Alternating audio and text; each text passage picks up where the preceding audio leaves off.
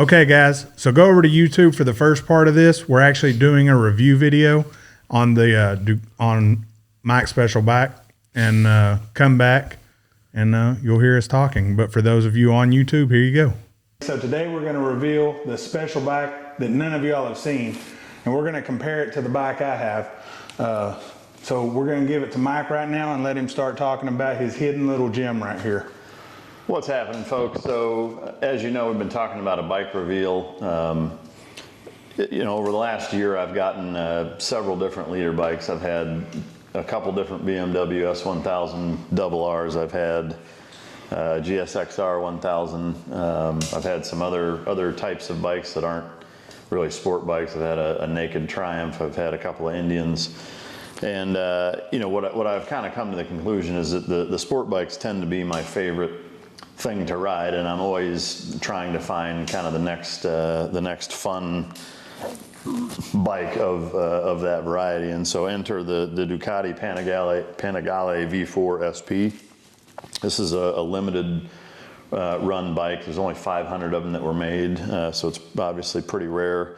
And it's, I would say, probably the best looking bike I've come across. For sure the best bike I've had, and I don't know of another one out there that to me is as strikingly good looking as this. Not that is everything, or really anything for that matter, but the reality of it is, just like in a dog or a fucking car or anything else, is that it's nice to like what you're looking at. So from a performance standpoint wise, this thing is absolutely a monster.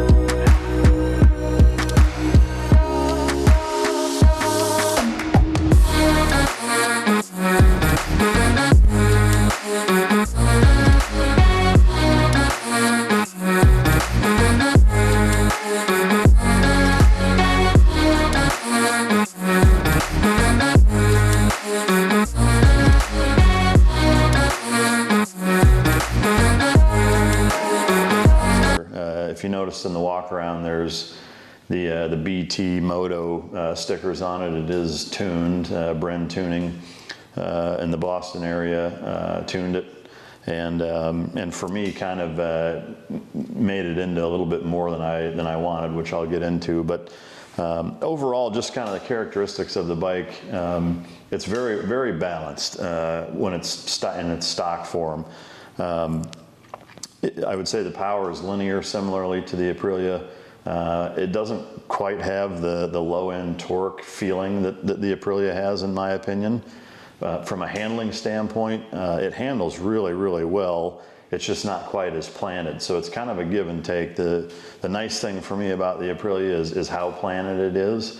For as little time as I've been riding, that is a huge, huge fucking deal for me, and it's why it continues to be, my favorite bike that I've had and still have. That feeling of being planted to the road just really inspires a lot of confidence. Now, what I like about this better is how kind of flickable it is, how easy it is to turn into corners or to just steer in general. It's really, really light, very precise steering, which, if I had way more experience or did a lot of track time or something like that, that would probably be more valuable for me than it is. It's fun, it's enjoyable, it's a neat experience. But again, out on street and road conditions, if it's windy or there's sand or whatever, the feeling of being just glued to the road that the Aprilia provides for me is really top notch and kind of takes the cake.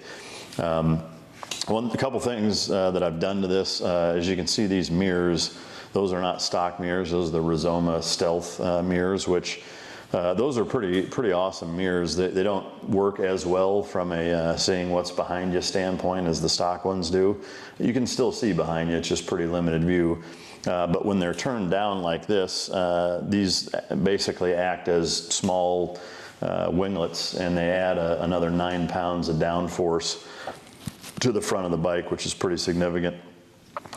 These single wings here also play a big role in downforce, which helps with the planted nature of the bike. But and these you just turn them, you just flip them that way. I'm not going to do it because they're pretty stiff, and I don't want to sit here fucking struggling to try to turn them so that you can see what they look like. But you know, so I did that. Like I said, I did the tune. They have racing grips on them, which I did not put on and would not have put on them.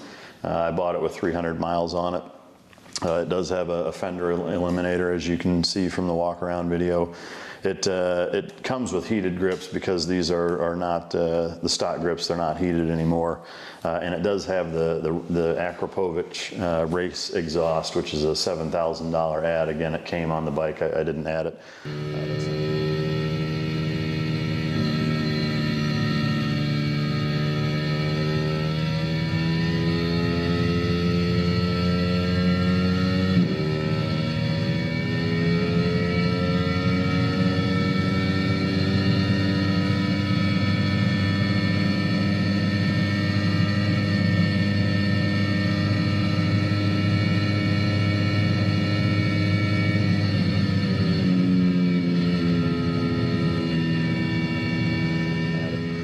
That's something that I would put on the bike. It does sound absolutely fucking incredible.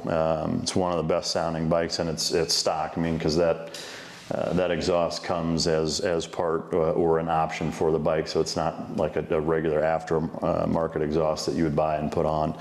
It's an option for the bike. So I mean, the sound, the look, the feel, the kind of rawness of it is really, really special, and it's an amazing bike. For me, it kind of you know, is similar to the Italian car aspect of it, where it's pretty wild and flashy, and there's a lot of emotion to it. It's just, you know, for me, again, it's a little too much. Even in the stock form, it's for sure a lot better, but to compare it side by side to the Aprilia, I just like the Aprilia better in terms of the clutch, the let out, you know, the rear sets, in terms of the spacing between the actual clutch and the brake. I'm sorry, the shifter and the brake on both sides. The rear sets are a little too close, and it's just kind of an awkward, uncomfortable feeling, like you're kind of trying to fish your foot through it. Which for me, you know, again, for people that have been riding their entire lives or are used to that, maybe they're more comfortable with it. Fuck, maybe they prefer it. I don't know. For me, I just found myself kind of worrying about where my feet were a lot when I'm riding it. And when you're trying to lean into turns and read traffic and shift and handle the bike and look out for everything, it's just one more thing I don't want to have to worry about. And on the Aprilia, it's like my feet are right there. I kind of know where everything is and feel it, and it just feels right. But a couple other things about the bike. You know, just I'd say generally speaking, the comfort riding position wise, it is comfortable, although it does feel like it's kind of throwing you into the tank a little bit. Not so much where it makes it feel like you need to tuck. It's just kind of a very forward riding position, which you know, I wouldn't say I necessarily like or dislike. It's just different than the Aprilia. Their level of comfort wise, I'd say they're pretty comparable, but it's just, again, it's just a little bit different feeling, a little further forward. It's got carbon fucking everywhere. The winglets, the front fender, the rear fender, the clutch cover. I mean, there's carbon fucking all over it. And again, it's an incredibly gorgeous bike, but comes with carbon rims also, which you know, in any aftermarket ad, you're looking at least $4,000, anywhere up to maybe even 6 or 7, depending on the brand. So all totaled, this bike costs $45,000, which is a fuckload of money for a motorcycle. You know, the rarity is there, the name is there, the performance is there. Tuned, it did get the fastest 60 to 130 time that any of the people that we associate with got, and our good friend Tyler I'm not going to say your last name on air, but TR, just for your benefit or safety. But he's kind of the go-to guy for our performance stuff. He's a lighter framed guy and really rips it at high RPMs and really pushes our bikes and gives us the best idea of what they are. But he cranked out a 3.3 60 to 130 on this fucking thing, which is mind-numbing. I haven't even tried it, frankly. I mean, mine would probably be fucking 6 or 7 seconds with as slow as I ride by comparison. But just knowing that there's that kind of speed is pretty neat. That's twin turbo, 1200 horsepower car type of speed. And so, no doubt it's a phenomenal bike. Certainly not knocking it, but for me, again, you guys have heard me say this a lot of times, to have, especially that kind of money wrapped into a bike, it needs to be my favorite bike and the one that I ride the most for me to keep that amount of money invested in a bike. And it just isn't. I find myself preferring the Aprilia, not in every way. Like I said, there are things that I do like about it better, and I like it almost as much. Even if it was a toss-up to me to have two of them when one costs, basically twice as much or almost twice as much, it's just not worth it to keep that amount of money wrapped into it. I'm not a collector. I don't want to have a garage full of bikes that just sit there plugged in and don't get ridden. So, ultimately, I'm probably gonna get it down the road here and maybe take a look at something else. But it's been a really neat experience. Ducati has the name that they have for a reason, and I'm certainly not disappointed in it. It's just not quite for me, again, based on all of those factors and what it costs and what I already have and like. So Matt's ridden it several times, both tuned and not tuned. So I'm curious to get his take on it compared to the other one and what have you. Well, this is my Aprilia, so Mike has the factory Aprilia with a few more options than this one, and we're going to do that comparison for you guys probably in the next few weeks. But this is my bitch. I'm going to call the Aprilia right now the hidden gem, and here's why. Mike kind of explained it. For the package of what you pay, this bike does it all. This bike right here, tuned, the Ducati, it's an animal. I've been riding now, I would say close to 20 years. I did take a break, but you guys that have rode know once you get off, you jump right back on and you start going like you never, that's why the saying. It's like working out. Yeah, or it's like that saying, it's like riding a bike. Yeah. Yeah, I think they mean the pedal one, but yeah. It's all the same shit. This bike is great. I'm not a track rider, so I can't compare it to the track, but you can tell the bike was tracked. It's very trackable. You can just tell, you can feel it. For what we do, weekends and day-to-day riding, it's a lot of bike for the money. It's stout. It'll do anything you need it to, and I'm comparing it tuned right now. It's very, very strong. Like almost, when I got off of it tuned, I looked at Mike and I said, I'll fucking kill myself on this bike. It's got the power to make a controlled guy like either one of us be like, I can take it a little further. It's that little further that gets your ass in a morgue. But it's so good and it's so easy to make it jarring. Like he said, mind-numbing how fast it is. It's nuts. When you hit the throttle, and there was a few times last time I rode it, I'm like, shit, I'm all in. And then I'm like, oh shit, there's more, and I twisted it. It wants to come up on one wheel so easy. Those of you that ride know you can pull your bike on a kickstand and twist them around to get them maneuvered, say like this. And this bike, you feel the weight, and I went to move this one. I've never done it before till today, and I went to move it, and I was like, holy fuck, this thing's so light. This riding position's real good. To me, it's really good, but it's missing something. I don't really know how to compare it. We sat, I would say, probably 30, 45 minutes in his garage the last day I rode it, just trying to figure what it's like, where the comparison is. And we always go back to Pistas versus McLaren or Pista versus Porsche. And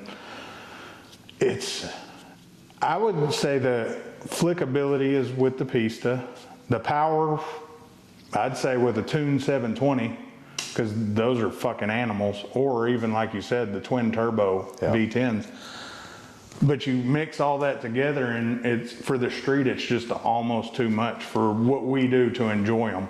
This bike, we'll get more into it in the review of this versus the factory, but this bike, you know the horsepower numbers better than I do. This one's untuned. 217, and it has a slip on. It does everything I need it to do. And some shit y'all have heard us joke about. I've rode a wheelie past our police station and my damn vape flew out my pocket and it cost me some money. But this does what I need it to do when I need it to do. This does more than I need it to do, even when I don't want it to do it. And that's, to me, as someone who's been riding this long, is almost scary, to where it's like, fuck. But it's so beautiful, and I've even told Mike, man, if you get rid of that, I want that bike. But where it sits right now, and when it was factory, that thing was so much fun. And no offense to Brent Tuning, because there are guys that'll take this bike, beat the shit out of it, and be like, these guys are stupid. And we see that on some of our reviews where these guys are pansies. They want heated grip. It's a bad bitch. Brent did a great job with the tuning's super fucking smooth. The shifting, it's different, but I would say good, because we've done 2 Ducatis now, and we just didn't review the other one, did we? We didn't, yeah. But I would say the shifting on this one's better than that one. 100%. So in reference to the bike that this replaced, apologize for not doing a review on it. We just didn't get around to it, but it was the 1299 Superleggera, which is kind of the pinnacle of all sport bikes, really, is the Superleggera. Every 3 years Ducati comes out with 500 of them, and they're their flagship bike from an R&D standpoint. And obviously at this point it's a little older, and it shows. It feels very analog and very raw, kind of similar to how this one feels now. And for me, again, I didn't grow up riding dirt bikes when I was 3, and then fucking racing at 17, and have 30 years of fast fucking dynamic riding under my belt. So for me, that's not what I'm looking for, because it doesn't make me feel super comfortable about what I'm doing. And I think to Matt's point on the comparison car-wise, to me, Ducati and Ferrari are one and the same, very, very much that way. Is that, and by that I mean is that obviously they're both Italian, they're very proud of their heritage, and but it goes further than that, I think, and that both of those brands are one of very, very few brands, or 2 brands of very few brands that you actually do the vehicles a disservice by fucking with them. Mm-hmm. And whereas pretty much everything else you can get more out of them and make them more balanced and improve on what they come from the factory. With Ducati and Ferrari, I think there's almost a point of pride where they dial it in so fucking specific from the factory that if you fuck with it, it actually kind of fucks it up in terms of the overall use. Now again, there's people that would say, I want that kind of speed, I want that twitchiness, responsiveness, and anger, and unbridled fucking fury on the road, and this is the perfect bike tuned from Bren that way for those folks. I'm just not that guy. And so, to me, it came from the factory how it was supposed to be, the same way the Pista is. Like, I would not fuck with the Pista. There are tunes and exhausts and shit out there for them, and I think it would probably do the same to that. It might make it a little wilder and give it a little more punch. It just doesn't need it, and frankly, it kicks it out of balance a little bit, I think, when you fuck with those 2 brands that way. So it's a phenomenal bike. There's no 2 ways about it. It's just not quite my speed. My point in bringing that up was we had the 1299, and it was, again, for me, I rode it for a few hundred miles, and I was just like, man, this just isn't the bike for me. It's just too raw and too angry and unbridled and analog for what I want or like or probably need is maybe the best word to describe that, because again, for me, my experience level is not at a point where I'm pushing the limits on bikes the same way some guys are. So anyway, yeah. So I thought about it, and before you trolls think, oh, he's comparing this and saying Ferrari owns Ducati. No, we know Lamborghini or Volkswagen Auto Group owns Ducati. We do our research on that type of shit. But I thought about it. This is the one you marry. and this is the one you tie up and do crazy shit with. Yeah, it's the red room. Yeah, this is the red room for sure. You do like 60 shades of gray with this motherfucker right here. It's again, we've done this, I know 3 or 4 times where we're sitting in his garage just looking over the bike. It's a fucking work of art. Yeah. Ducati killed it with the entire bike, the design team, from everything on it. It's just, for me, it's too much, but I'd one day want this bike. If I ever become a collector, I would want this bike in my stable as something that I could pull out and just fuck with. But this is the one for the money that I can go out, beat the shit out of. If something happens, fuck it. Something happens to that, it's like, fuck. Yeah, you'd be hard pressed to find shit to fix this with, and again, I mean, especially at, you know, for this bike, it's actually over double. Mm-hmm. You know, and we'll get to the review on the factory versus the non-factory, and I can tell you, as having a factory, it's not worth the extra money. Plain and fucking simple, it's not, you know. And so to get that bike for, you know, under 20 grand, even with the slip-on, you know, or right at 20, whereas this is 45, like, it's not 2 times and change the bike. It just isn't, you know. You know, bang for your buck, I really don't think you can go wrong with a non-factory RSV4. But anyway, brakes are great. Fucking, you know, everything on it is good. It's just, you know, to compare it to, you know, to what I already have, I just can't justify keeping it with that kind of money wrapped into it. So what replaces this, which will be coming soon, you know, I am looking forward to showing you guys and seeing what that fucking thing's all about. But so stay tuned on that. But you got anything else on it? Other than we need to create a rating system. We're gonna do that for the next like video. Doug DeMuro fucking. Yeah, but ours needs to be cool, like sexier. Yeah. Yeah. Like fuck it or thump it. So he's got the weekend category and the daily category. Yeah. We need like the pull bitch category and you know, the squat while you pee category. Mm-hmm. Yeah, we're gonna come up with these categories for the next review. Guys, if you're wanting us to race them, I can tell you we don't need to race them. That one's faster. You do have some riding stuff on. I do have some riding video. We're gonna put that in here, some riding video. Mike's been doing a lot of riding video, and he's underestimating his riding abilities. Let me just put that shit out there. As of, I would say, the year he's been riding, these motherfuckers became pretty nutty, guys. Like to a point to where I'm like, this motherfucker. So don't let him fool you with this. Oh, I haven't been riding long bullshit, because if you ever pull up to him, he's gonna fucking amaze you. So yeah, I don't have anything else. It's a great bike. Ducati killed it with the design. I wouldn't tune it if we're given that kind of review. I wouldn't tune it if I own one. Keep it how it is, put an exhaust on it, ride the fuck out of it. Unless, I would say that the caveat, unless your goal is to race. Yes. If you want to do, you know, race cars or other bikes for weekend fucking, you know, racing or whatever, then yeah, absolutely fucking tune it, and you're gonna have a hard time finding something that'll beat it. Yeah.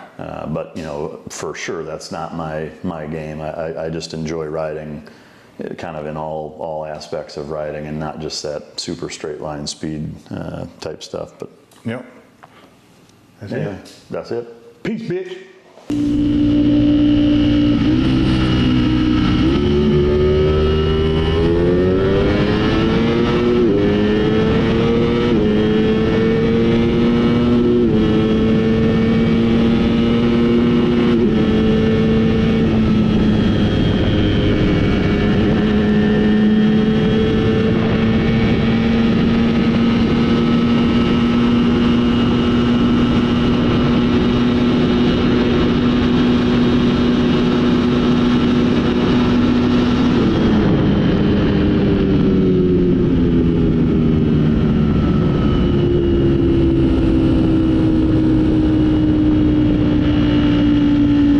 So we just watched it and waited 20 minutes like you guys did. Yeah.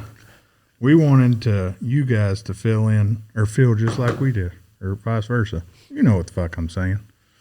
So the SP. The SP. The special project. Yeah.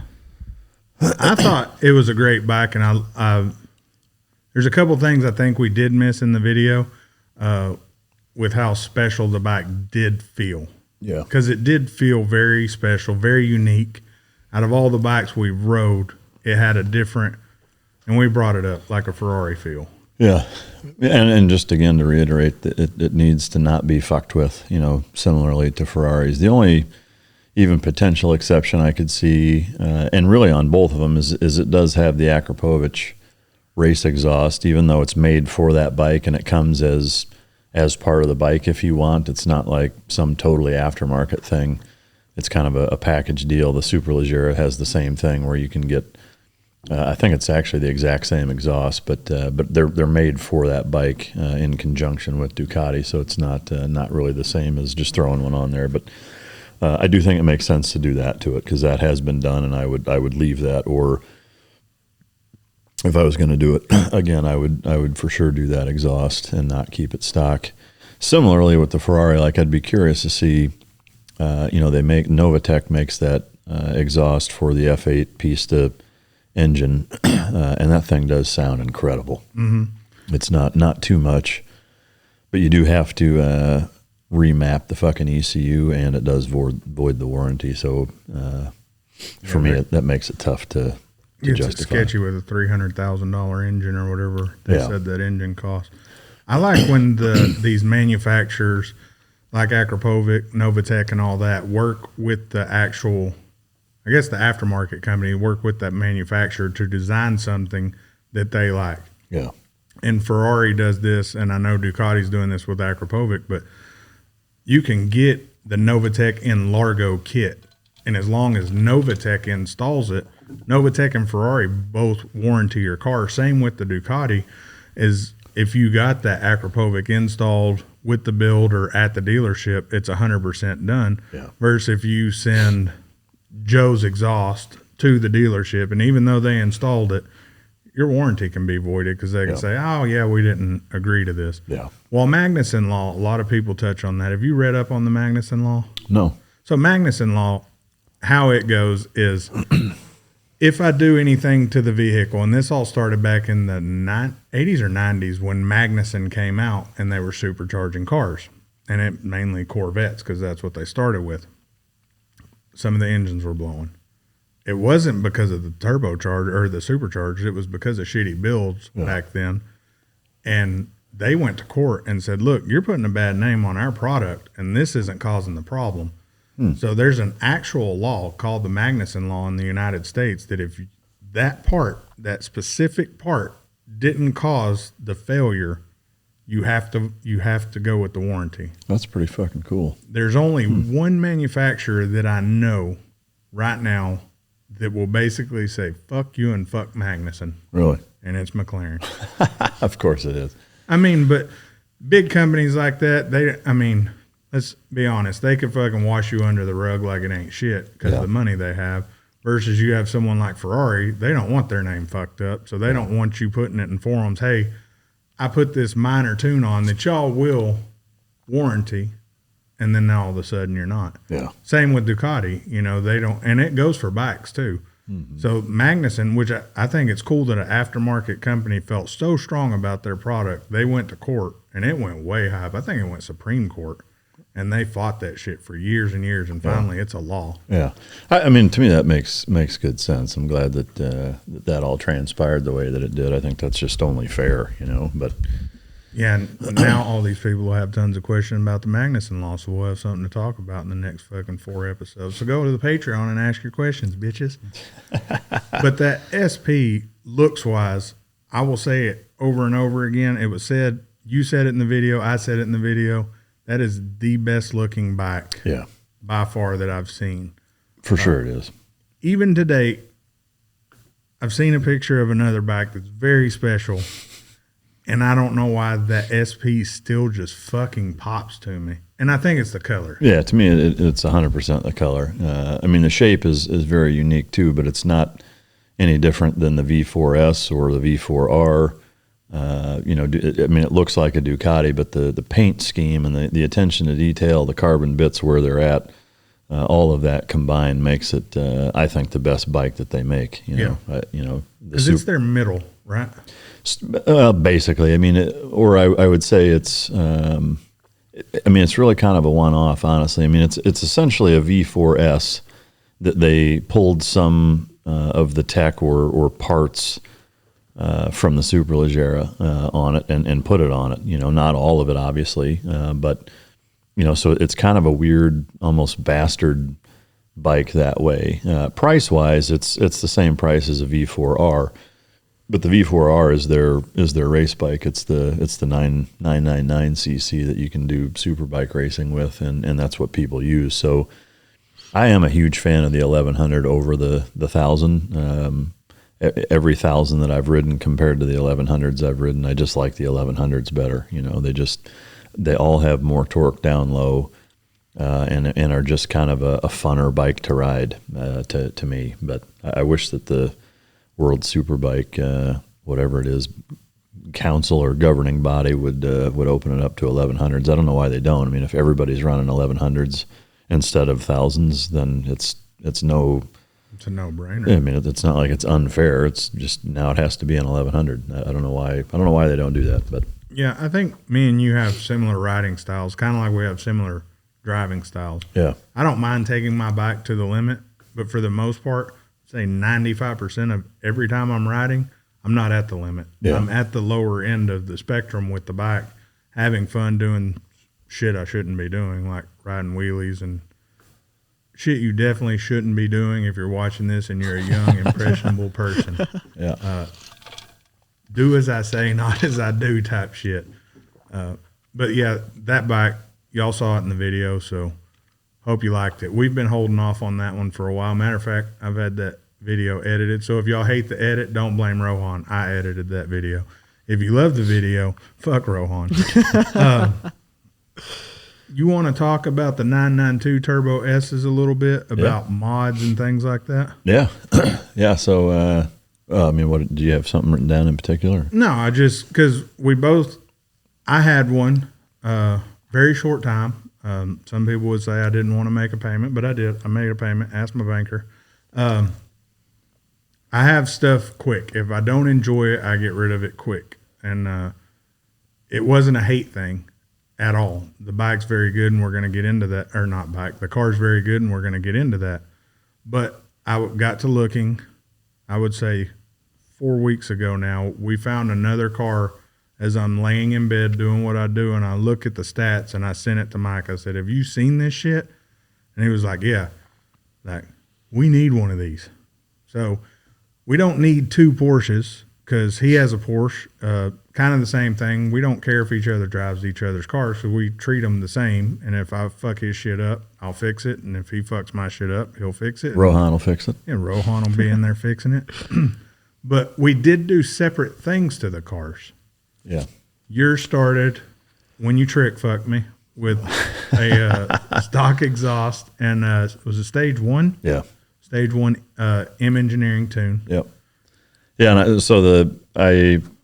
don't know, I put maybe 600, 700 miles on it, I think. I wanted to put enough miles to feel good about breaking it in, at least enough to where everything that moves has moved a few million times. And to me, like, we've gone over this, I won't beat that dead horse. But, I wanted to tune it with the M tune, because the stage one, like I said, it opens the engine up so much on that car that it just it's pretty mind-numbing how restricted that engine comes from the factory. So did that, and that's when I pulled in. I was like, hey, you got to drive this fucking thing. So the first time he drove it, other than when he took it to the dealership, which he was just doing the fucking speed limit and not really driving it anyway, was when it was tuned, when he got on it. And so then he was like, holy fuck, I need to get one of these. So it's kind of my fault. But Yeah, and then, so I got one.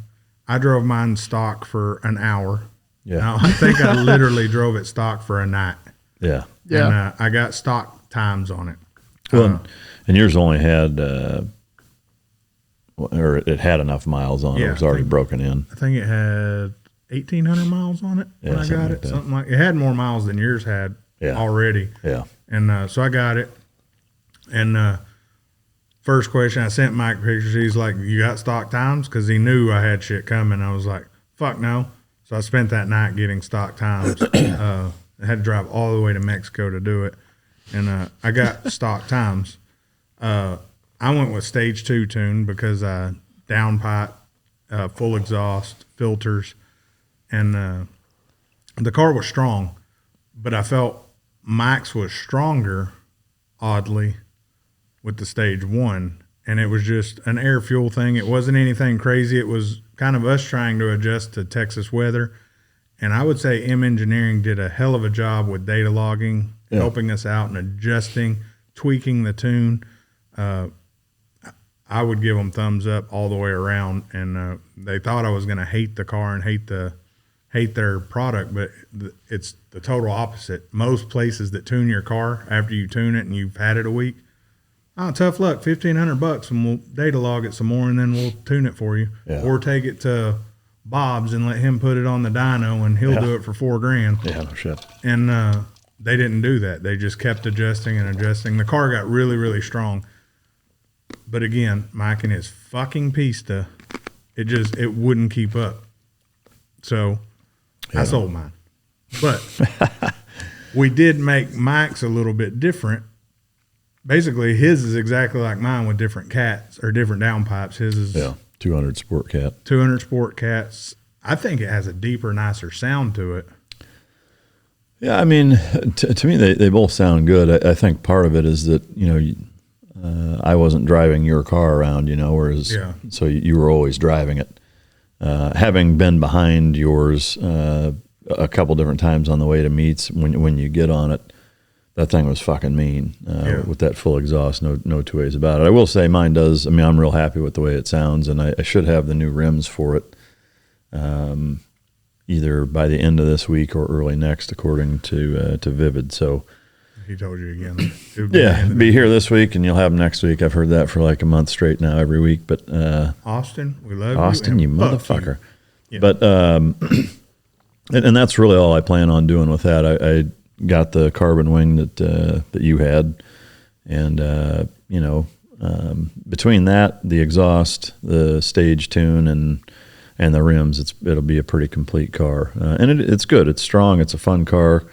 If I had to pick, I've gone back and forth on this quite a bit. If I had to pick one car to have, and I don't know, honestly. I mean, because there's kind of two ways about it, where if it's just driving experience, and I don't care anything other than like the only reason I have the car is to have fun driving it, then for sure the Pista. It's the funnest car I've ever driven. It's the most confidence-inspiring car I've ever driven. It's just the most complete, well-balanced, amazing fucking car by quite a bit that I've ever had the pleasure of fucking being behind the wheel on. But the drawbacks, which I've talked a little bit about this, it's definitely an A to A car. It attracts more attention than I like or would like. And I know, people are probably like, well, no shit, you're going to attract attention in a fucking Ferrari with, a gray Ferrari with white racing stripes. And yes, I know. But it's just something I'm not super comfortable with. I don't like how distinguishable it is. It's, there's only one of them that looks like that in the entire fucking Metroplex and probably even the state, honestly. So it's just hard to deal with sometimes when I try to maintain a little more low profile out and about, whereas, an all blacked out 911, like that could be anybody's fucking car.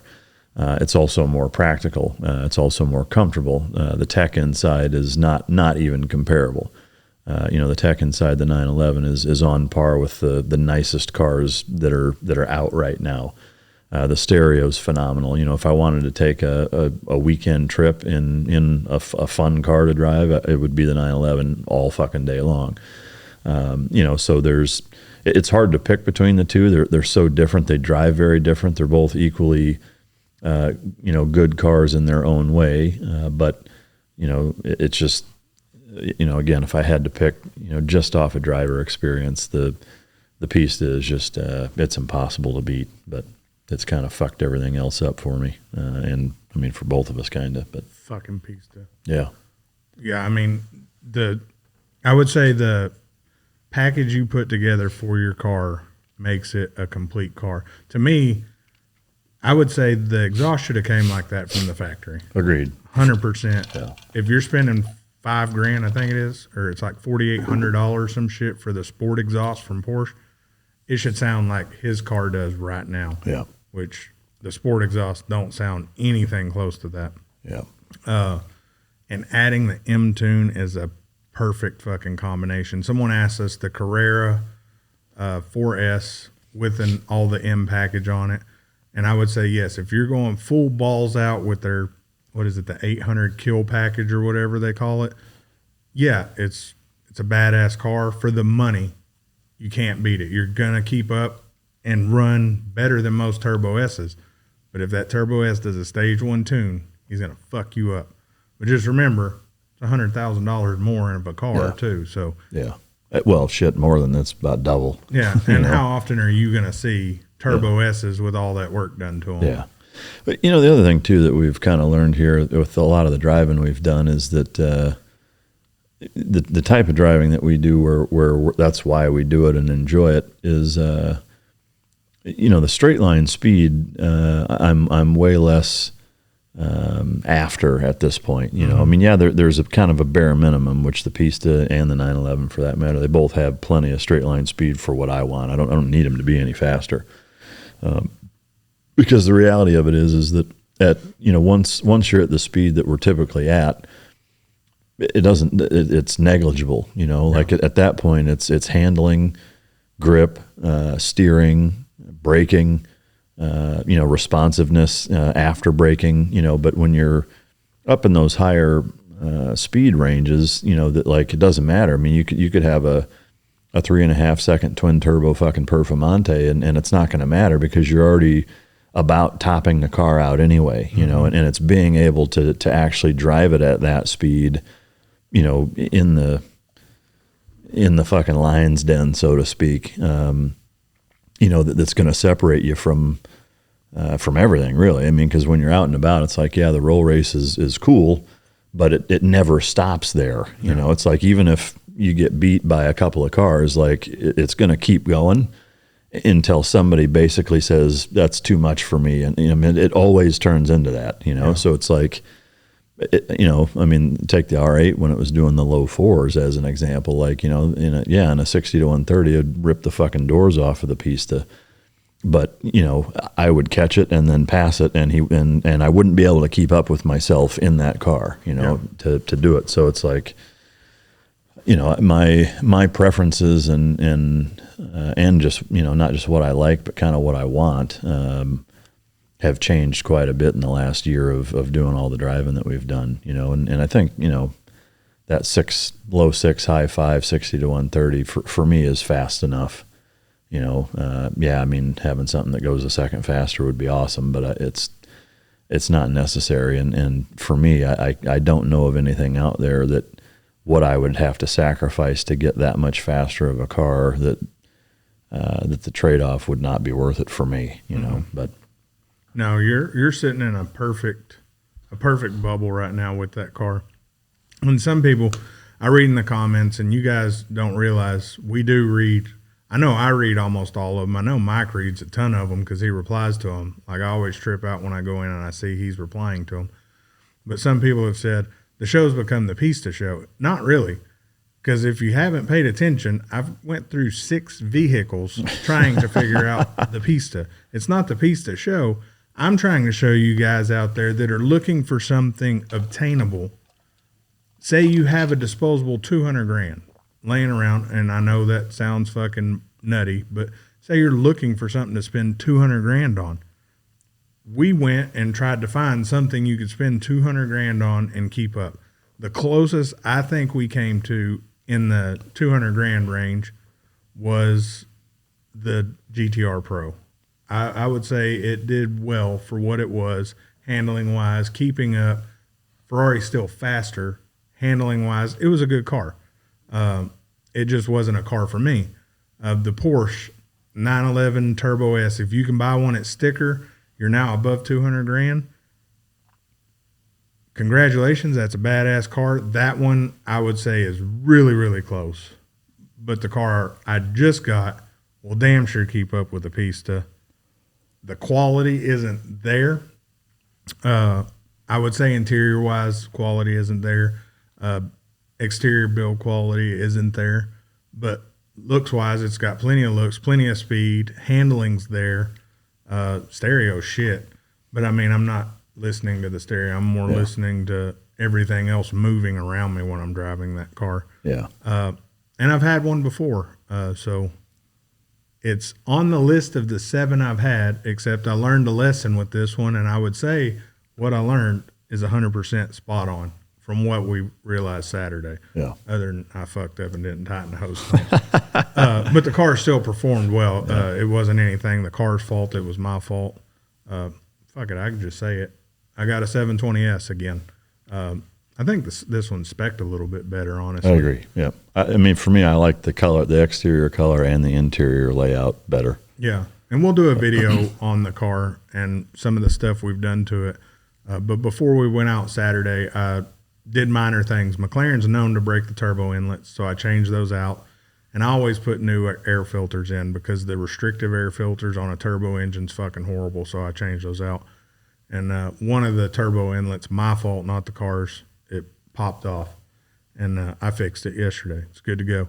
But we got up to a speed this weekend that I don't think either of us have been to where we're paying attention that we got there. Yeah. And I looked down and I was like, holy fuck. And even you, when we got there, you were like, yeah, I hit this. And Clint said, nope. You hit way faster than that. Yeah. And shit, I guess we could say, fuck. When I was looking down, we were at 207.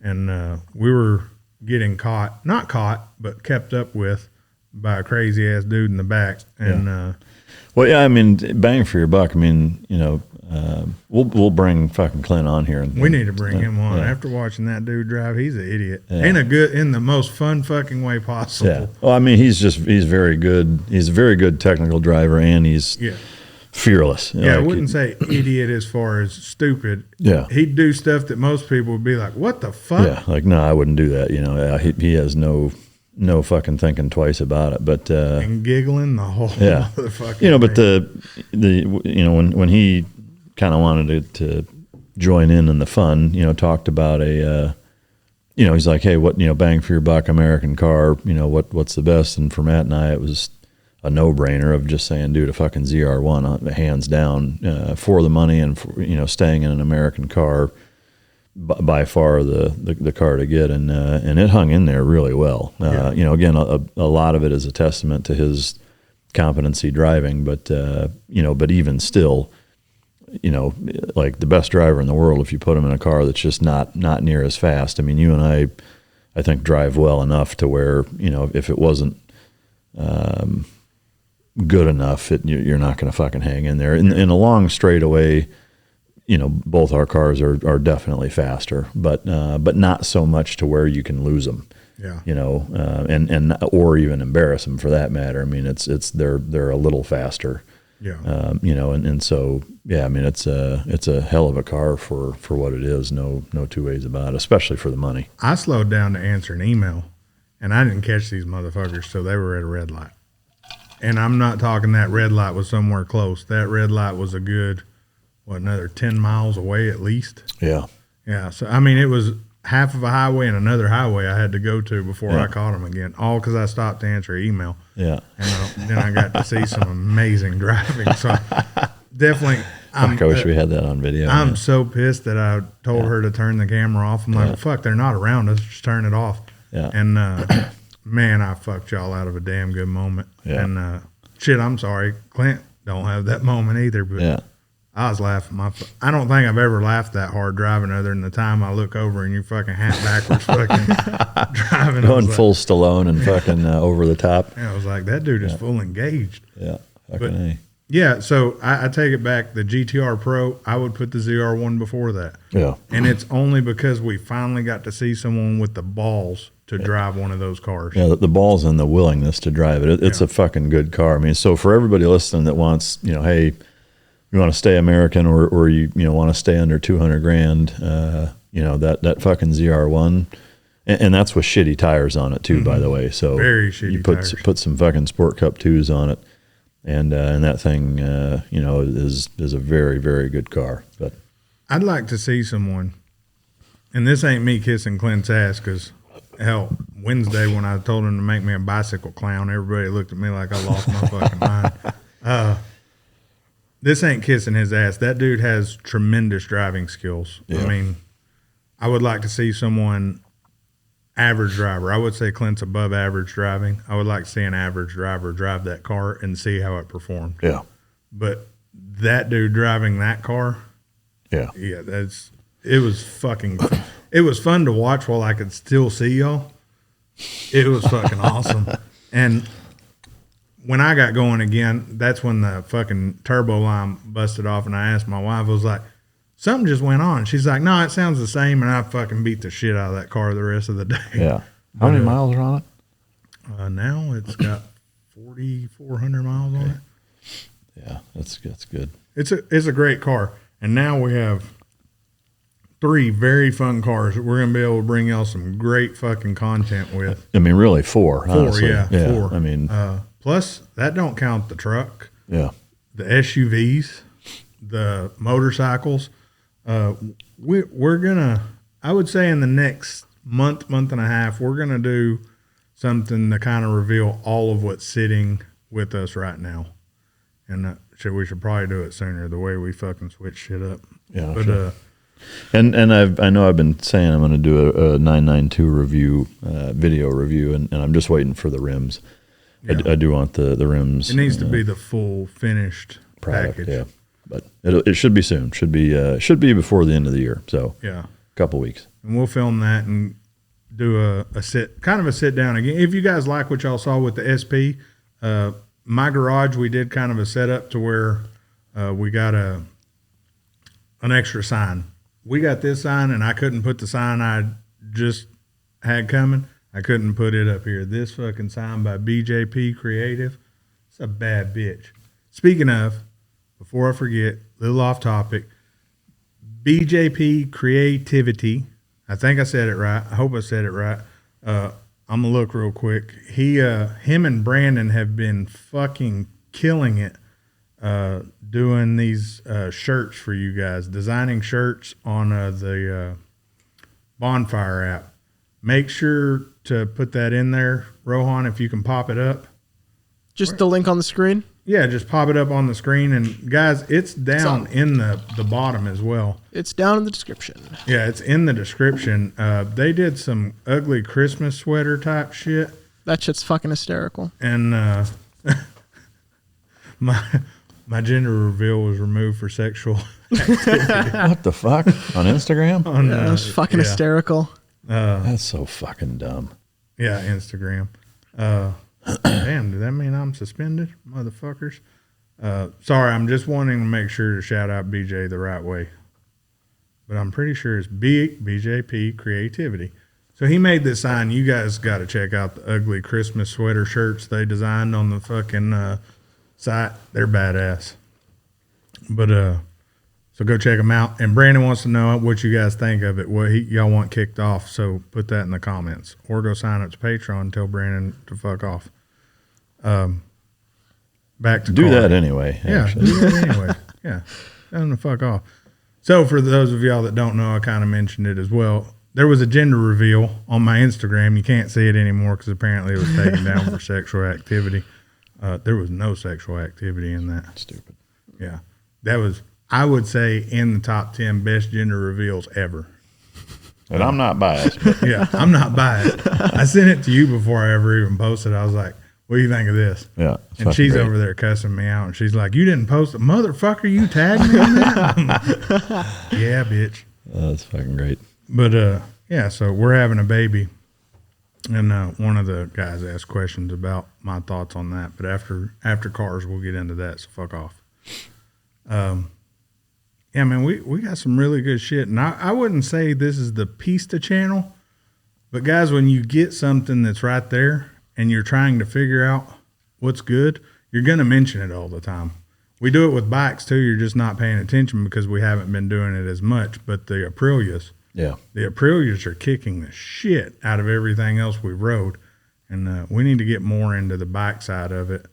The Indians, you guys know we like that, but we're both more into speed. So I know my Indian's pretty much back burner. So if any of y'all want an Indian Challenger, my shit's for sale. It's not as fun for me. Yeah, no, I agree. I mean, I enjoy riding it, but for sure, like if my time's limited and I want to get in a bike ride, the Aprilia is the bike that I'm always going to pick. I mean, even over that Ducati or anything and everything else I've had, the BMW, the fucking GSXR, the Triumph, the second BMW, You had so many bikes during. There was a period where Mike had a shock issue. That dude had like 4 bikes. Yeah, the first BMW I bought, the rear shock fucked up. It was leaking oil, and it was under warranty, but, supply chain being what it is, they said it was going to be like 2 months, 6-7 weeks, something to get that part in. I was like, well, motherfucker. So I got a Triumph Speed Triple S, and just absolutely did not like the fucking bike at all. I got rid of it very quick, and then I got a GSXR 1000, regular 1000, not the 1000R. Not that there's a huge difference between the two, but and I actually really liked that bike in terms of the drivability, the handling. The tech on it is god awful. I mean, it reminds you of the original Game Boy Tetris, type of like it's that bad. It's fucking terrible. I mean, it looks like a Casio G-Shock, but just a 3-inch fucking screen. The shifts on it are not as smooth and kind of digestible as the BMW was, and so once they fixed it, which it actually got fixed a lot quicker than they had originally said, I ended up selling the GSXR as well. But it's all good experiences, just like with the cars. I like to get the bike and have it for me and not test drive it or ride somebody else's or whatever. And that's cars and bikes. I mean, for me to really put a car or bike through its paces and understand what I like about it and what I don't like about it, I need more than fucking 10 minutes with it. I need to get comfortable with it enough to push it and really put it through those paces to understand it. And so I just prefer to do it that way. And like Matt, if I don't like it, I get rid of it. I'm not going to, with the exception of this Indian that's part of the studio, if it's just sitting around, I'm not going to keep it, so.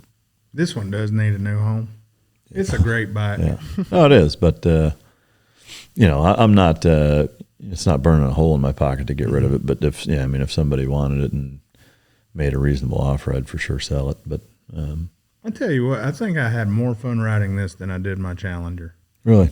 And it is a fun bike to ride. And I think it's the simplicity of this bike versus the Challenger has a lot of creature comforts that we both like in daily vehicles, which is cool for a bike. But when I get on a bike, I almost want to limit shit. Yeah. I want safety features, but I want to limit everything else so I can I almost fucking tunnel vision and don't give a fuck about anything else. Yeah. I could have anything bad going on in my life. At that moment, I need to concentrate on that motorcycle. Yeah. And nothing else. Yeah. Not what the radio station is. Yeah. And that's one of the reasons I like motorcycles so much. But with the Challenger, there's a lot going on. And, if I had to ride a motorcycle from here to fucking Iowa, that's an easy decision. That's the one I'm going to ride, for a long ride or a weekend or something like that. The Challenger is by far the choice. Or,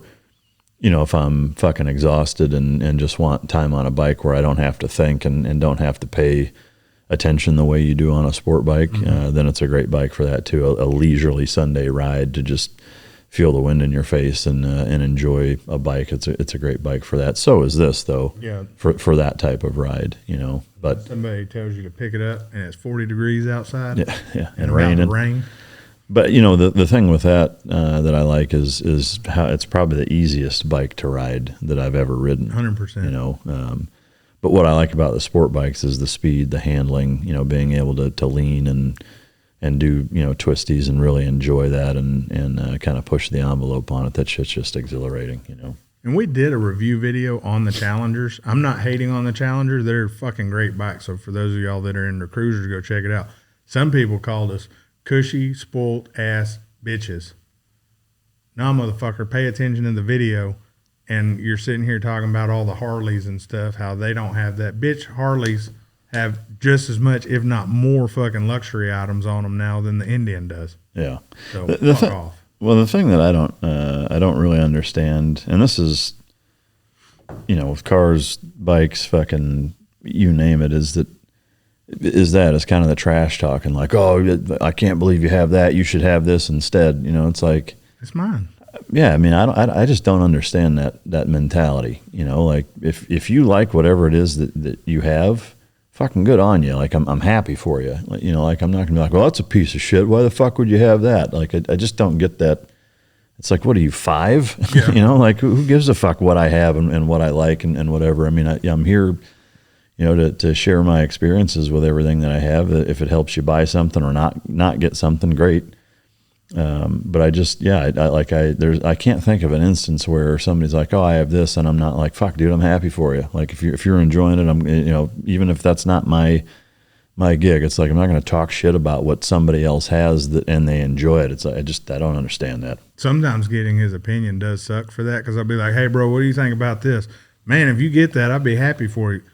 That ain't what the fuck I have, man. What's your honest opinion of this? Yeah. And, he very supportive when you're doing shit. But yeah, I'm the same way. It's kind of like when I was in the car show scene. There's lifted trucks, there's bag trucks, there's low riders. And for those of y'all out there, hydraulics and airbag vehicles are totally different styles, and most of the owners get pissy about it. So there's low riders, which are the Impalas and shit like that. There's the pro touring. And in the beginning, I was kind of like, oh man, that's stupid. This is stupid. And then you really get to looking at the work put into some of these vehicles, and it's not whether it's my taste or not. That bitch could be bright red, which is a color I hate on vehicles, red and yellow. Yeah. If you put those together, I don't like those colors. It's not my taste. But I can respect the work that went into making that vehicle your personal vehicle. Yeah. And that's what I love about cars, motorcycles, guns even, is you can take certain things and make that your personal item. Yeah. Which is cool as shit to me. Yeah. And yeah, it's not my taste. That don't mean I'm going to tell you, man, that's fucking stupid. Yeah. To me, it's just, more than anything, it's like if somebody's enjoying what they have, why do you care? Yeah. If it's not something that you like, who gives a fuck? Yeah. I don't know. It's just. The only time I ever get bothered by it's when someone asks me 50 million questions. I give them my answer of what I think. And then they're like, yeah, and then they go a totally different direction. It's like, bitch, why did you bother me for that many fucking times? Yeah. You knew what you wanted. Just fucking go get it. Don't bother me. Yeah. And that happens a lot, believe it or not. Mm-hmm. Fuck you people that do that. But, that's the beauty of cars, guns, motorcycles. Women. Bitches. I mean, women. You can build women out to your taste, too. I'm just kidding. Get you some bolt-on titties and a fake ass. Yeah, like if you want to go fucking retro, like they got one bigger titty than the other, so it's like they're offset titties. You could go Total Recall triple titty. Triple titties. That's where it's at. You ever seen Total Recall, Rohan? No, I have not. We really should write him up. No, I think what needs to happen is he needs to get taped to one of these fucking tripods and sat in front of the TV with his eyelids stapled open, and he just like a 2-week marathon of all the movies that he needs to see. Like good fucking shit. He'll totally change. He won't say yes sir very often anymore. Yeah. He won't sit here and talk about I understand he, she, they, whys, and who's. Yeah, it's the funniest shit's watching some of the comments on the Travis video. Like he was profiling that fake driver. He kept saying him and that guy wasn't even a real driver. It's like shut the fuck up. But, guys, get yourself a hobby where you can personalize shit. That shit's pretty fun. Brandon's got a hobby where that dude cooks. And I saw that on his Instagram, too. That's Stay in really your cool. lane. Stay in your lane, Rohan. He'll send me some wild-ass shit. He made a pork Wellington, not a beef Wellington. Yeah. He went with a pork one. And while it looked like total shit, Brandon, he said it was good. That's some redneck shit right there, putting pork in a fucking Wellington. That's the one thing I've always wanted to eat, but I still haven't found a place that makes good beef Wellington. Really? Old Warsaw in Dallas makes a goddamn good one. I've always wanted it, but I've never fucking had beef Wellington. Yeah. It's I'm not going to say it's my favorite. I don't really have a favorite. It's absolutely one of my favorite things to eat. Yeah. If it's done right. Because I think it's when I used to watch it on Hell's Kitchen. Mm-hmm. That's one of his main dishes that he wants people to be able to cook right. It's a Wellington. And every time I go to Vegas, I'm like, I'm going to eat at Hell's Kitchen and I'm going to get that shit. Yeah. I never fucking do it. I've had it there too, and it's awesome. Is it? Yeah. Great. It's Now worth we're going getting. to Vegas this weekend. Uh-oh. I'll have to call that dude back. That's Ari. So we got a couple viewer questions. Let me get into that. Speaking of the gender reveal, you got anything else car related before I get into this? I want to play this real quick. See if how well you can hear it.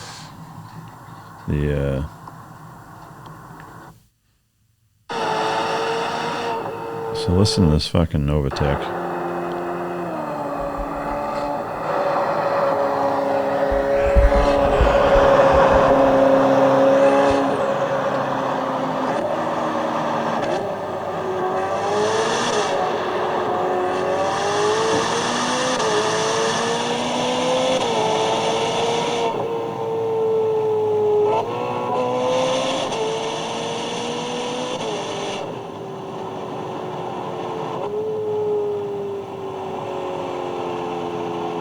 Shit sounds fucking good. Yeah. Is that just the back half or is that the full? It's the full. To me, what I love about that is again, it's not overdone. I think Ferrari, similar to Porsche. Let me shove this microphone back up my ass. Ferrari, similar to Porsche, I think it's easy to fuck it up and overdo it. Yeah. And I think Novatec does a great job at just enhancing the sound that's already there. But mine was too loud. Yeah. My 488 was too loud. Well, it was and this could be my age kicking in like a motherfucker. It was a great sound, but it was too much sound. And that, again, could be my age kicking in. Mine was full fucking straight pipe. And that's got to be very loud. You seen that? Yeah, that's fucking funny as shit. Mine was full fucking straight pipe, and it was just too much. You couldn't talk in my car. Yeah, I mean, it made your fucking ears hurt, Yeah. And to me, I don't care how old you are, if it makes your ears fucking hurt driving a car, it's too loud. I mean, and I agree, it was obnoxious how fucking loud that thing was, And when we do get in the review of the 720. Here's why I've told you guys I'm going to have to eat crow, and I've kind of teased it for 2 weeks now because we knew this was happening and working, and hell, it was here last week when we were recording. I said the handling sucked, and then I watched a video probably a month and a half ago that totally showed me where I fucked up on that car, and so far it's been 100% accurate. Yep. So there's that.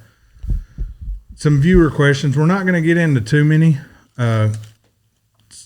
Randy was crying like a little bitch on Patreon that I need to make a post where he can just go in and add topics all the time. So I made him one. Randy's a little bitch. Matter of fact, Joe gets the best comment of the day because his topic is, why is Randy is a hoe? So yeah, Randy, you're a hoe. But Randy did ask, because I did a gender reveal, and we probably shouldn't put that on YouTube either. They'll probably take it down if Instagram did. Yeah. It was a great gender reveal. I'll just explain it. So my theory was, which I don't wear condoms, I cut the tip off the condom, put a bunch of lotion in it, and I squirted it out the tip and put it on a rag, and then there was a balloon tied to it. Said it's a boy. So Randy asked me, what's it going to be like to be 56-year-old and a father again? And Randy, fuck you, I'm not that old. And he's busting my balls. And I've raised a daughter. I have a 24-year-old daughter. Is it going to be hard because 50% of this is different genes? And I think raising a child, it takes a village. It really does. It takes people like Mike, I can bounce ideas off of, Rohan. I don't know how not to raise my kid. Be like, Rohan, did your parents do this? And All right, I'm going to not do that. Yeah, then. he's like, yeah, they did that. Sweet. I'm going to go do the opposite.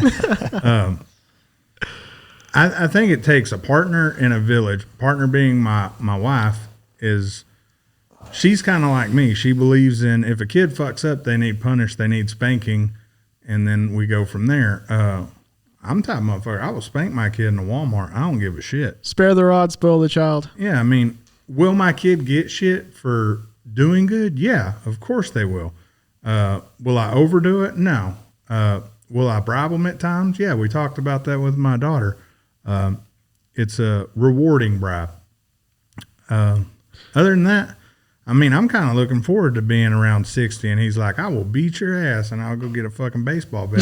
Let's go, you little motherfucker. Sweep the leg. Yeah, sweep the leg, bust his ass. What my parents used to do is I would be doing fine in school. I was a decent student, but they would take away something and be like, once you do extraordinarily well, like once you get fucking, I think one of them was 5 100s straight on tests. We only had 3 tests left, mind you.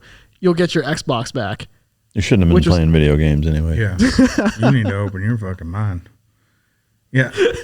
Like, I'm a big believer in, I'm not discounting the parents out there that use iPads to control their kids. I am. But I'm not that person. Yeah, I'll discount it. Yeah. I don't think it should. This is not a babysitter. This is a tool to learn. And I get it if you're using it for them to learn something, but if you're like, here, shut the fuck up. Yeah, no, it should be used as a tool, as a reward, honestly. Mm-hmm. And you should use it sparingly, or with or keeping in mind that you can do too much of it very easily, and too much of it is a negative thing for them. So just use it sparingly, use it as a reward, and pace yourself with it. Don't just give them an iPad and say, hey, I'll see you in a week. Yeah. But, I mean, there's a reason why, like, the kids that are born like 2017, 2018, we're like 2 or 3 now and starting to understand technology, are called iPad kids, because you always see them on an iPad or some sort of tablet. I don't understand. I mean, I was born in 2002, where kind of we had those. This doesn't even sound right. We had one of those. Not like flat screens weren't even a fucking thing, but one of those massive TVs that weighed like 800 pounds. And like I couldn't watch, I was only allowed to watch TVs on Saturday and Sunday night, and that was fucking it. Yeah. My dad had a video game system we could only use on the weekends when he would play it with us. He wouldn't play it without us, but we could only play games he approved while he played it with us or was there observing us playing it. And it was like, okay, cool. Well, like a Nintendo or what? It was a Sega back in the day. And we had was it not Excite back? There was another one. It wasn't on Nintendo, but it was a motorcycle game. Yeah. And Sonic was on Sega, right? Yeah. We did have Sonic. But I think a lot of shit, because child development in their brain, we as adults, not we, because I never did this shit.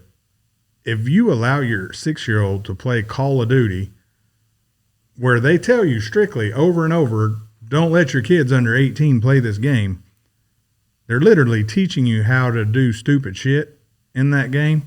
And it's hard to be there with your kid the whole time while they're playing a game like this, while adults are cussing at them, telling them they're stupid little fucking shits.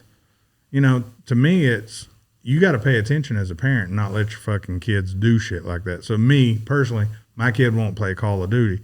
I will. Fuck that kid. Yeah. One of the most jarring like video game scenes I saw was in Call of Duty Modern Warfare 2, where fucking I think it was, or Modern Warfare 3. It was one of the Modern Warfares. They fucking just light up you have the opportunity to skip it, but they light up an airport. Yeah. Everyone's unarmed, just full of fucking civilians, and they just light up an airport. It doesn't really add anything to the story besides the fact that they're terrorists, but I don't think Activision did a great job on that. Well, I mean, look at this kid who just went to school. Parents bought him a gun, and that whole thing's so fucking dumb. Oh yeah, I want to go beat them people's ass. Yeah, but I mean, all in all, we could go over parenting. We can do a whole episode on fucking parenting. We always seem to get into that. your kid's only as good as you raise it, in my opinion. And if you let it get away with stupid shit, it's going to do stupid shit. I mean, to me, that's only half of it too. I think, just trying to do a good job and really putting the effort in, that is for sure not even a guarantee. That maximizes your percent chance for success at that kid turning out well, but it's still not a guarantee. It's hard fucking work. There's no two ways about it. And I can tell you a lot of what not to do. It's the hardest fucking job you'll ever have. Yeah, it's tough. I mean, you've been to war. Yeah. And how is it raising 2 kids? I mean, it's to me, it's more challenging in some ways. Obviously, combat is frightening in a very different way, and very difficult in, I think, a pretty assumed or generally understood way.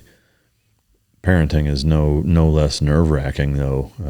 Especially as your kids. You can't zip tie them fuckers up. Well, you can. No, it's where to me where it's even more challenging and nerve-wracking is that they're yours. You know, and as they get old enough to kind of start to get out on their own, and you trust them and give them more autonomy to make decisions, even if they're bad. Just with the way the world is and how many fucking gnarly people that are out there that, I mean, there is a percentage, albeit small, but there's still a percentage. I mean, and when you're talking about 7.5 billion people, I mean, there's probably a few million people on the planet that, given the opportunity, would do some horrible, horrible fucking things to your kids. Mm-hmm. And that's an absolute parallel to war that way, in that, if we fall into the hands of our enemies, they're going to do the same shit, frankly, to us, So knowing that, there's kind of that always alarming fact in the back of your mind that no matter what, that there's people out there that want to do terrible shit to them. And that just, that's impossible to not think about or to scoff at. And so there are absolutely parts of being a parent that are more nerve-wracking and more difficult and more heartbreaking and more emotionally difficult to process and deal with than going to war. Absolutely, But and it all lays on our shoulders because, like you said, they are ours allegedly. Yeah, I mean, when they come out, get the gene test, but I mean, at war, there's kind of a simplicity that's relieving, and that, like, it's just me. I mean, you're there with the other guys, but in terms of family members, like, I'm not worried about, my kids or, your family or whatever, because they're not there in it. I mean, your brothers in arms turn into your family, and that, is very similar that way, but it's still, there's kind of an understood and accepted risk that we all volunteered for, whereas your kids didn't volunteer for a fucking thing. Yeah. You brought them here, and now they're on you, and so it's just different. But yeah, so there you go, Randy, with your stupid ass question. He does ask some good questions, but I swear he's dumb as hell. In a good way. In a good way, Randy. You're stupid in a great way. Yeah. You're stupid. Not sure what that way is, but yeah. Another one, and it's fucking Randy too. This is a good one. This will be just the Randy section. Brake boosting in turbocharged cars. That's basically just a poor man's rolling anti-lag. That's all it is. Google it, rolling anti-lag. It's where you're already going first or second gear. You barely tap the brakes. You build boost so you can let off the brakes, and you've built your turbo. You take away the turbo lag. That's what that is. Why is it so important? Because most cars don't have rolling anti-lag. Well, since this is the Uninfluenced Pista channel, I will say that there's almost no lag. I mean, it's the most responsive turbo I've ever driven by a lot. Yeah, it has a great non-lag, I would say. The 720 is really weird because it's boost by gear. So it's really weird to get used to that. Yeah. And when you get in it, I really want to get your feelings on this. I don't want to get too much in it because I want Mike to do a full, like a ride like we do. And I want him to get in there and beat the shit out of it because that's what we do. Then this clown asked about four-wheel steering. why isn't it more of a thing? It was a big thing in the 90s. It's actually still a really big thing. It's just not advertised as much as it was. And Volkswagen Group is big. Yeah, they pretty much all have it. Yeah, Volkswagen Group and Mercedes are huge into all-wheel steering. And then John Deere tractors. They're all still in that. But it's a great technical feature. You have a vehicle with all-wheel steering. Matter of fact, both 992s had it. You can turn in like it ain't shit. Fucking, it feels like a 10-foot radius. You're fucking doing a U-turn. The RSQ8 has it. The Porsche Cayenne had it. What else? The AMG GTR Pro had it. Yeah. I think it's just a matter of dollars. You know, it's like, it's I mean, expensive. because you could say the same thing about carbon ceramic brakes. Like, why don't all cars have carbon ceramic brakes? They're way better. Well, it's because they're fucking expensive. Mm-hmm. You know, and to add rear wheel steering on a car that doesn't have it is thousands of more dollars. And that's, I think it's really that simple. I just think it's money. Yeah. That's it. It's money over bitches. Yeah. I mean, that's just normal. Normal, everyday thing. Money over bitches. Scott Williams asks, will Mike ever trade the Pista on anything else? I'm sure at some point, yes. As of right now, which I'll bring this up, that, you know, we had the good fortune of this weekend being at a car meet with a guy that had the Pista and now has an SF90.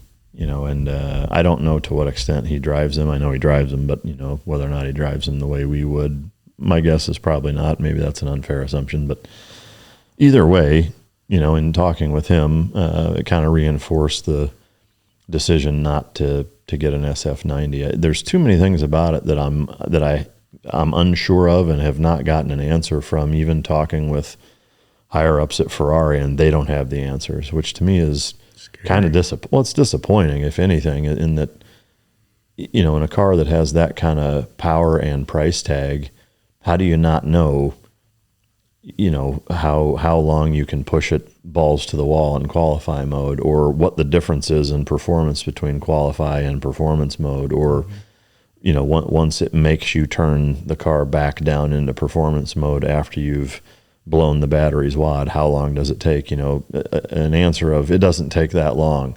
Well, how fucking long is that? You know, because it doesn't take that long when you've got a needle sticking in the end of your dick is a long fucking time.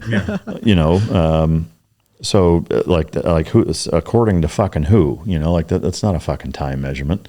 No. You know, so that, and, you know, north of 125, like what is a 125 to 170 time? I'd be curious to see Pista to SF90, what 125 to 170 time takes, you know, and I'll bet it's not that different.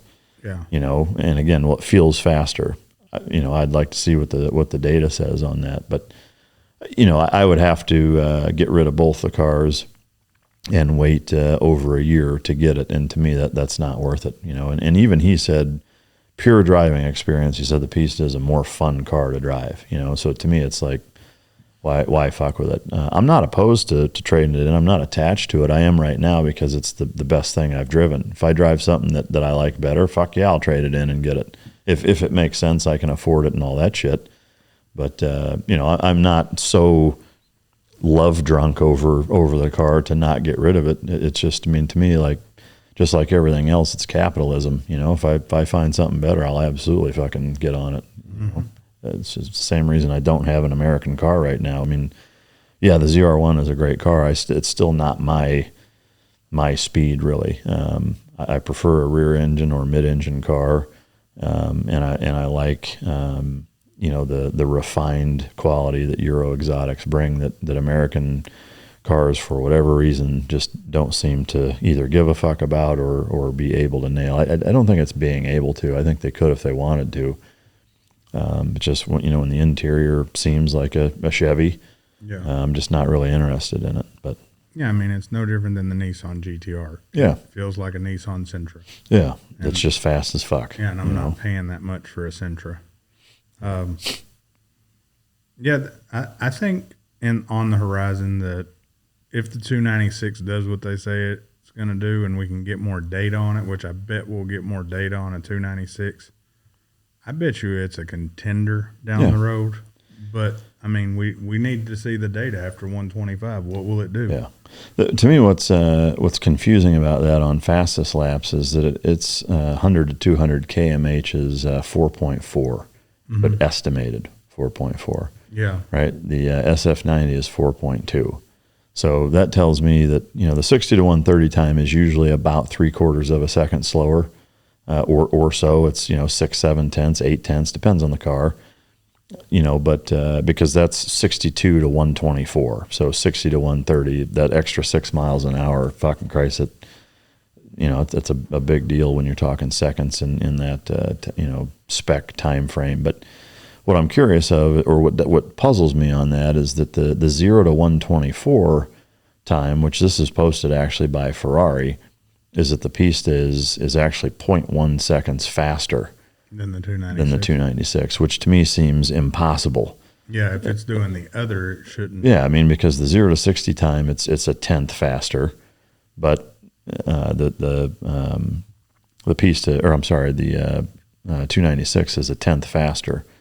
So if it's only a tenth faster there, how can it be, a second and a half faster, down the stretch like that? That's impossible, So I don't know if they just had a typo or what, but to me, that's the big curious thing is, what is the 60 to 130 and the 296, as well as how does it drive north of 120, 25, and that just remains to be seen. I mean, if somebody had let me fucking drive their car once, the SF90 and the 296, so if any of you dickheads out there listening have one, let's work something out. And I ain't scared to let someone actually drive it how it was built. Yeah. Pages. I'm going to end with this one. If you're cool with it, you may have some more. Matthew Alexander, any thoughts on sobriety? I quit drinking and it has changed my life. My family, my friends, work relationships have all greatly improved. And I'll answer, Matthew, I don't drink. I don't do any drugs. I never drink. Like, I haven't had a drink in, I would say, well, I take that back. I've had a sip of a drink while I was at a bar with one of my customers, but I didn't even finish it.